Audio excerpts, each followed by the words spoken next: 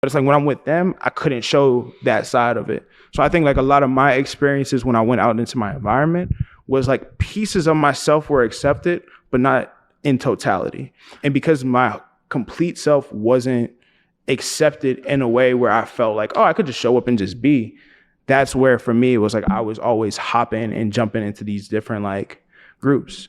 And then on the flip side of that, I feel like because I knew that these different parts of me were celebrated in certain areas, it made me kind of celebrate me even more. It's like, I'm an athlete, I'm a nerd, I like video games, I'm this, I'm that, I'm all of these things. And it's just when I'm with these people, that's like that is highlighted at that time, but I'm actually all of these things. Yeah. So that's why it's like, I feel like it's like a tug of war between all these things, because I can relate to this one thing, but I am so many other things when I'm around all these people. Yeah. So I feel it all. See, mine was the opposite. Like I would be around the athletes and they would look at the table and like, yo, look at all these geeks and nerds. Like, oh, they don't have such and such. Like, they're not cool. Or I would go with like the video game people and be like, sports? Like why sports? Why I'm like, I like all of these things. Yeah, I like all of them. And it's always, I think that's the part of like feeling misunderstood and feeling like, dang, I don't have really know where I belong, because I was going to all these different groups and it's like,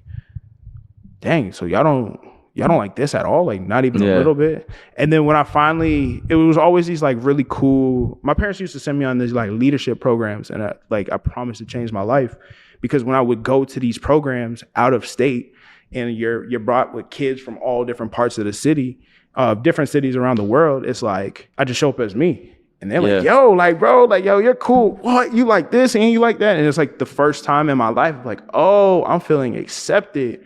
And I think that was one of those moments for me where it's like, okay, so there's a light at the end of the tunnel, and I know the opposite side of being accepted.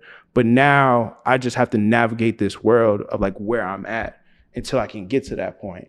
But in the meantime, because I know what it feels like to like, dang, I really don't feel accepted. That's where it opened up the door for me to be like, no matter who I come across, like I'm going to try my best to create space where like, if you want to go outside and you want to wear a cape, I'm gonna let you rock. I'm not gonna, I'm gonna let you rock. You know what I mean? Like if that's what makes you feel like the best version of yourself, like cool. So I look back at my past, and I know a lot of times like I talk about it and people are like feel bad, but I think I'm at a place where I honor those experiences because it made me who I am today to be able to do the stuff that I'm doing now.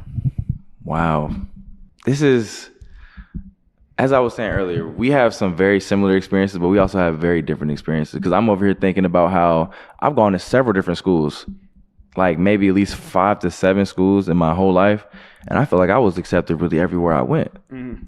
I was able to make friends everywhere. I was never a super anxious person. My dad would be like, hey, we're going to move. This is the school we're going to. Cool. Okay. My mom, hey, we're going to move. This is the school you're going to. Okay. Like I'm making more friends and I think for me, part of why I resonate with what you say so much is because you try to make, home away from home, and it kind of helps like you figure out what it is that you need to feel secure, safe, love, different things like that. I feel that in a lot of places that I go to. If I'm in Cincinnati and I walk outside, I go anywhere, I'm thinking I'm probably gonna see somebody I know, and someone that I was cool with, a friend with, that accepted me.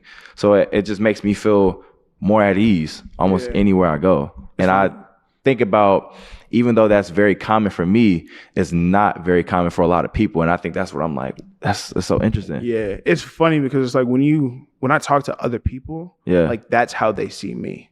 Like they see me as the person who goes out and like I know every single person. And that's how I can see you now too. Yeah. My thing is like, it takes me a while to get, like usually when I get into a space for the first time, I'm always like reserved. Or people, even some of my closest friends know, like to get me outside, it's a lot. Because so much of my internal battle is like, yeah, but if you go outside, you don't know who's gonna be out there. They might not really like, they might not like you. They might not accept you. Da, da, da. And then like when I finally like, I'm going outside and I go to something, even if it's something I don't even want to go, by the time I leave it, I'm always like, yo, what's up, bro? Yeah. Oh, sis, what's good? Like I know the room. I know. I've seen this in real time. Action. Like I met you outside, and then because I met you and it felt like in the span of maybe 3 hours, I was like, this dude is cool. I'm like, yo, this is my dog.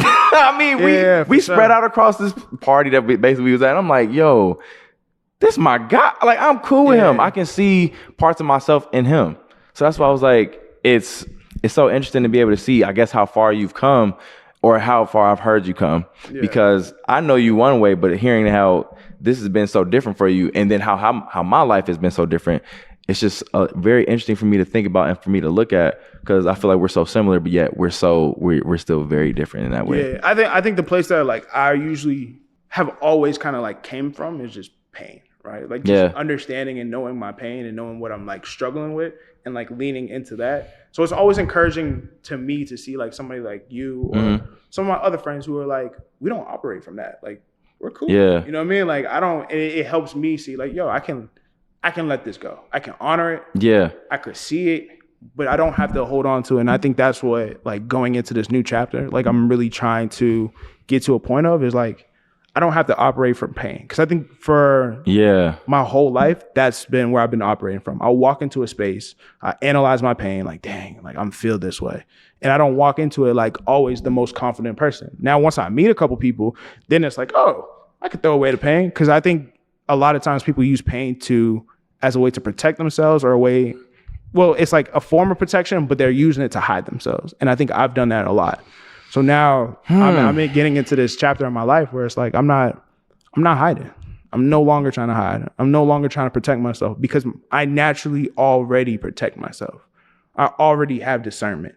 So I don't have to add this extra force of discernment and try to hide my light because I'm good. If you like me, cool. If you don't like me, cool. You're not for me. And it is what it is. And I think that goes back to proving myself. Like, I don't have to prove myself. And I think a lot of what my pain taught me is like, you got to prove yourself. I'm listening to you in real time, still thinking about some of the things that I've seen as far as your work and different speeches that you've done.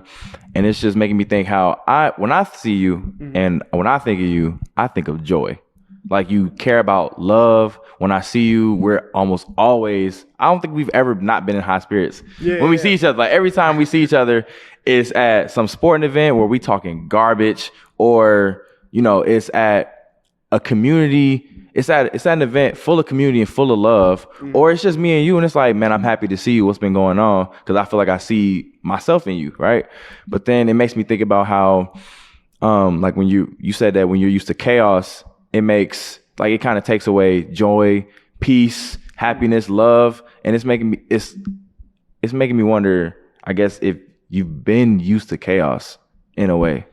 I think as far as your pain. Yeah, I think I made peace with it. Not made peace with it, but I think I accepted it and I internalized it to a point where it was what was familiar to me. So I'm not going to say like it was my favorite thing. It was just familiar. Yeah. So then whenever I received something that was unfamiliar to that, it was easier for me to push it away. So like in terms of like relationships, right? Like there were people who I would like or I'd be interested in, and they would like me and we'd be interested in each other. But I wasn't familiar with somebody seeing me. I wasn't familiar with somebody being like, who you are is who I want to get to know and I want to like build with you. So I pushed it away because like, oh, what do you mean you see me? Like, what do you mean you like me? What are you talking about? Yeah. Wow. Hey, keep your distance. Stay away. Stay away, right? But I always knew how to operate from arm's length. So it's like when people often see me, it's like you see the opposite side of like, I'm joyful. I'm happy. It's great to see you. And I'm happy. I feel the love, but I feel like it's love that I'm able to like control to an extent, right? Versus the unpredictability of fully accepting it and having those hard conversations or having somebody there when I'm at my lowest. So the things I was telling you is like, I'm guilty of it. When we're talking about like receiving compliments, I'm guilty of saying like, bro, I'm at my lowest right now. What do you mean? Yeah. What do you mean you care? What do you mean I'm great at this? What do you mean I'm smart? Bro, I have a PhD, right? I have a PhD, and this is like real. Like somebody told me, you are really intelligent the way that you bring your points together. And my first initial reaction to that was like, no, I'm not. What are you talking about? Like, have you seen the people in my classes? Do you know some of the other PhD? Like, my initial reaction was to downplay it because I didn't feel like I was worthy to receive that. And I think that's the point that I think for a lot of people that I hope people are hearing. It's like, you're always worthy of it. At your lowest, at your highest, when you're like, in between the good days, the bad days, like you're worthy of receiving it, but you got to allow yourself to receive it. I need therapy, boy. Like listening to you, I'm like, cause it sounds so sad, but like always being worthy of it. I know that, right? But it's always weird when you know something, but it's hard for you to feel it or hard for you to resonate it with it. Why what? Why is it hard to resonate with it? Cause it's how have you learned your worth is valued? In what ways?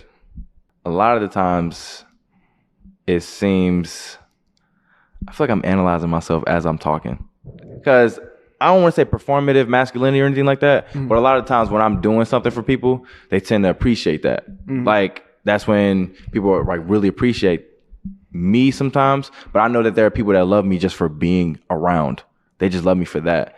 And it's like, I think in those moments, that's when I know like this person sees me, this person cares. Yeah. But I also know that, or also I guess have subconsciously in the back of my mind, there are things that I need to be doing for myself or for other people to make sure that I can see that they see I'm worth it. So right there, right? And this is where a lot of us are guilty of, myself included. So I'm not saying this is like, oh yeah, I'm perfect. Yeah. Like, nah, like me too, right?